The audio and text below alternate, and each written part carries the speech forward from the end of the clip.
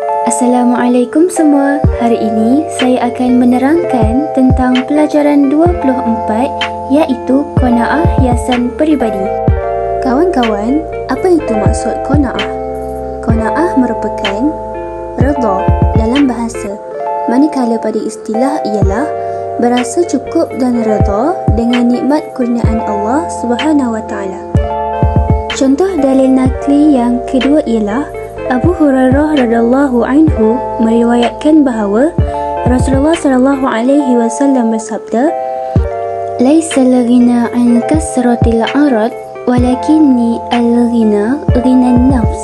Maksudnya, kekayaan itu bukanlah dengan banyaknya harta, tetapi kekayaan itu adalah dengan kaya jiwa, iaitu hati yang selalu berasa cukup. Tanpa melengahkan masa, mari kita melanjutkan kepada contoh sifat qanaah Rasulullah sallallahu alaihi wasallam. Contoh yang kedua ialah Rasulullah sallallahu alaihi wasallam sekeluarga tidak pernah makan makanan yang mewah seperti roti yang dibuat daripada gandum halus, apatah lagi makan hingga kekenyangan. Pernah berbulan-bulan di rumah baginda tiada sesuatu untuk dimasak. Apabila Sayyidatina Aisyah radhiyallahu anha ditanya, "Apakah yang menjadi makanan kalian?" Lantas beliau menjawab, "Dua benda hitam al-aswadan, iaitu kurma dan air." Prisma ilmu, firman Allah Subhanahu Wa Taala dalam menyatakan sifat ibadur rahman, iaitu hamba Allah yang maha pemurah. A'udzu billahi minasyaitonir rajim. وَالَّذِينَ إِذَا أَنفَقُوا لَمْ يُسْرِفُوا وَلَمْ يَقْتُرُوا وَكَانَ بَيْنَ ذَلِكَ قَوَامًا. Surah Al-Furqan, juzuk yang ke-25 ayat 67. Maksudnya, dan mereka orang beriman yang apabila membelanjakan hartanya tidaklah melampaui batas dan tidak bakhil kedekut, dan perbelanjaan mereka adalah betul sederhana. Seterusnya, mari kita pergi kepada ciri sifat qanaah. Antaranya ialah beriman dengan sesungguhnya bahawa Allah Subhanahu Wa Taala bersifat Ar-Razzaq. Yang kedua, sentiasa bersyukur dengan nikmat kurniaan Allah Subhanahu Wa Taala. Dan yang ketiga, sentiasa sabar dan redha menerima ketentuan Allah Subhanahu Wa Taala. Prisma ilmu. Yang pertama, baginda mampu menjadi kaya, tetapi baginda tidak mahu. Yang kedua, baginda sentiasa mendidik anggota keluarga baginda agar bersifat qanaah. Dan yang ketiga, baginda sentiasa mengutamakan kepentingan orang lain berbanding dengan diri dan keluarga baginda. Antara salah faham tentang sifat qanaah. Yang pertama, tidak berderma atau bersedekah dengan alasan belum menjadi kaya. Selain itu, tidak berusaha memberikan sumbangan kepada negara, sebaliknya memikirkan tentang sumbangan negara terhadap kita. Dan akhir sekali, malas berusaha untuk meningkatkan kesejahteraan hidup dengan alasan sudah suratan takdir. Prisma ilmu daripada Al-Mustawrid bin Shaddad radhiyallahu anhu bahawa Rasulullah sallallahu alaihi wasallam bersabda, "Wallahu mad dunya fil akhirah illa mislu ma yaj'alu ahadukum isba'ah hazihi fil yammi falyanzur bima yarji'." Riwayah Muslim.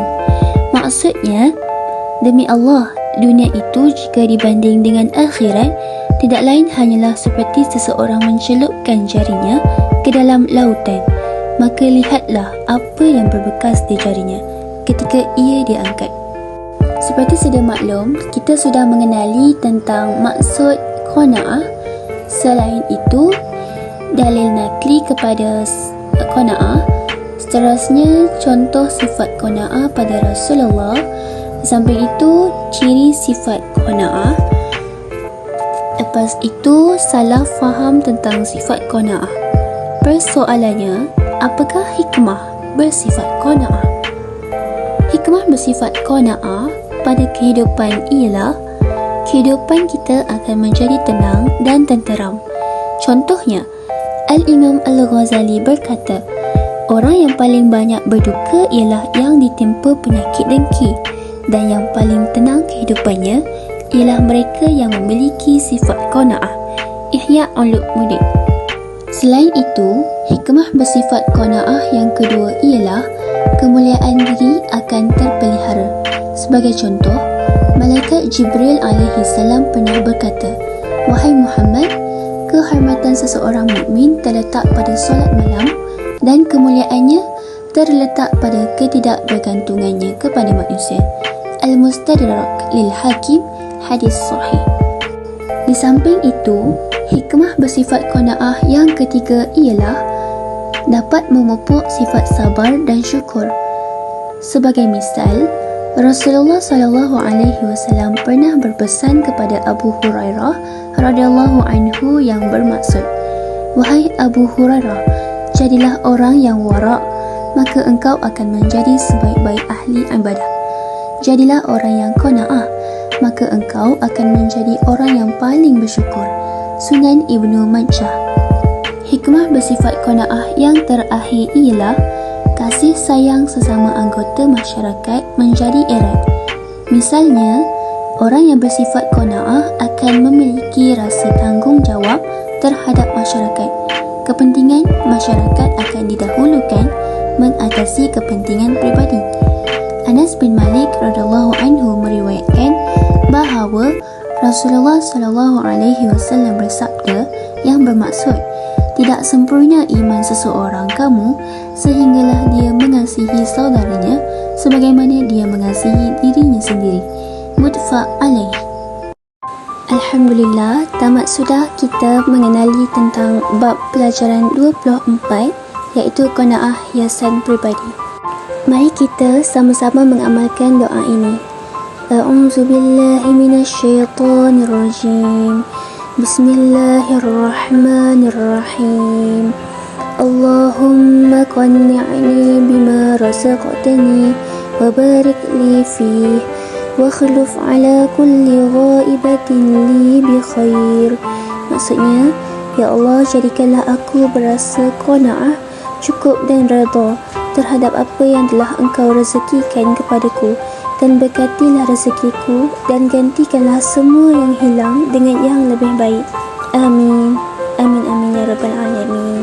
Assalamualaikum warahmatullahi wabarakatuh.